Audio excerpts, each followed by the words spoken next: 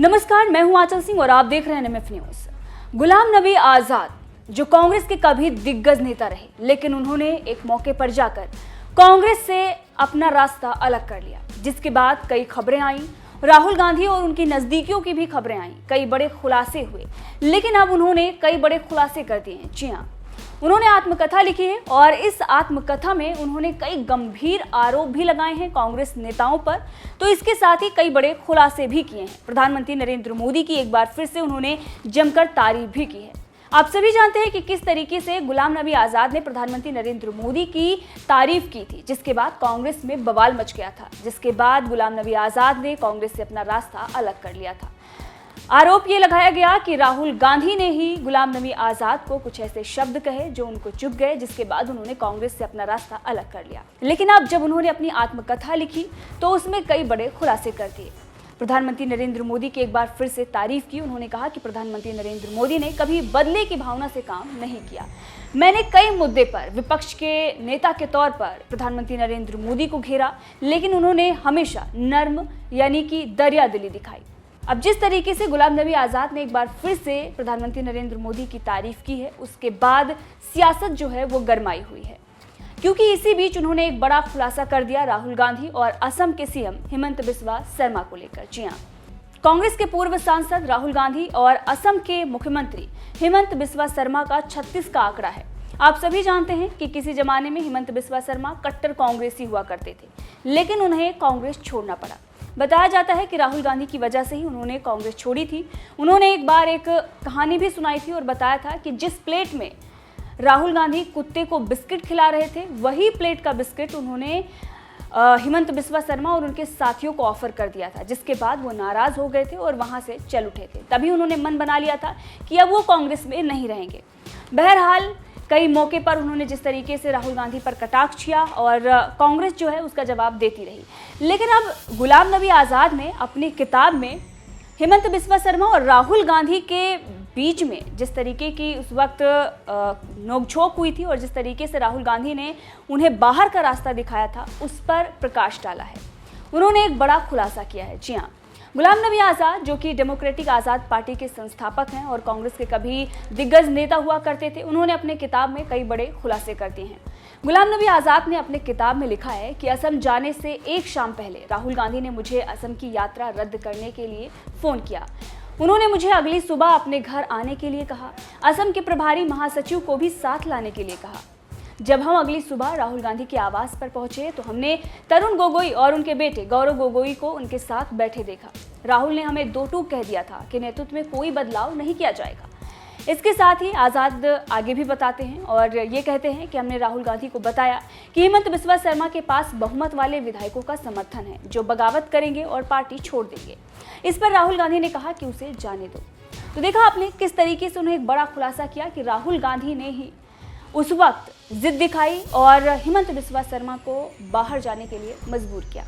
वैसे हिमंत बिस्वा शर्मा ने पहले भी इस पर खुलासा किया हुआ है। उन्होंने बताया है कि जब कुत्ते को जिस प्लेट से बिस्किट वो खिला रहे थे वही बिस्किट ऑफर किया, तभी मैंने मन बना लिया था। लेकिन राहुल गांधी जब हिमंत बिस्वा शर्मा जा रहे थे तो उन्होंने उन्हें जाने दिया, रोका नहीं, क्योंकि राहुल गांधी अड़े हुए थे तरुण गोगोई को लेकर। अब ये सारी चीज़ें आप जानते हैं कि किस तरीके से हिमंत बिस्वा शर्मा कांग्रेस से जाते हैं, विधायक जो हैं वो बीजेपी के साथ मिल जाते हैं और वो बीजेपी में जाकर कांग्रेस को असम में पूरी तरीके से ख़त्म कर देते हैं। लेकिन राहुल गांधी जो उस वक्त उन्होंने डिसीजन लिया, वो आज कांग्रेस के जो बड़े नेता रहे हैं गुलाम नबी आज़ाद, उस पर पछताते भी हैं। गुलाम नबी आज़ाद ये कहते हैं कि बहुत ही दुर्भाग्यपूर्ण था कि उस वक्त राहुल गांधी के फैसले पर सोनिया गांधी ने भी आपत्ति नहीं जताई। आज़ाद अपनी किताब में ये लिखते हैं कि राहुल गांधी के साथ हमारी बातचीत के बाद मैं सोनिया गांधी से भी मिला, उन्हें असम की सियासी घटना में आए मोड़ से अवगत भी कराया। आपने देखा कि किस तरीके से गुलाम नबी आज़ाद ने यह खुलासा किया और बताया कि उस वक्त मैंने अवगत कराया था कि अगर वो जाएंगे तो फिर सरकार गिर जाएगी और विधायक जो हैं वो उनके समर्थन में चले जाएंगे। लेकिन राहुल गांधी अपने जिद पर अड़े रहे और सोनिया गांधी राहुल गांधी की जिद के आगे कुछ भी नहीं कर पाई और ये बेहद ही दुर्भाग्यपूर्ण है।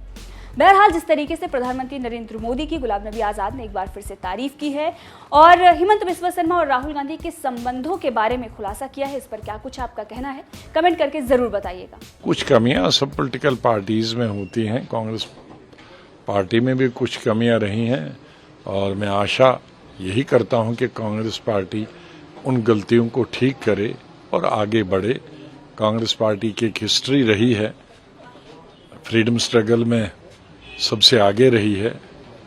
कांग्रेस के नेतृत्व में आज़ादी की लड़ाई लड़ी गई है और मुझे पूरा विश्वास है कि उस बात को आज की लीडरशिप ध्यान में रखेंगे और एक नेशनल पार्टी का रोल अदा करे। हमें अफसोस होता है कि नेशनल पार्टी आज ऑल्टरनेट पार्टी नहीं बन सकती है।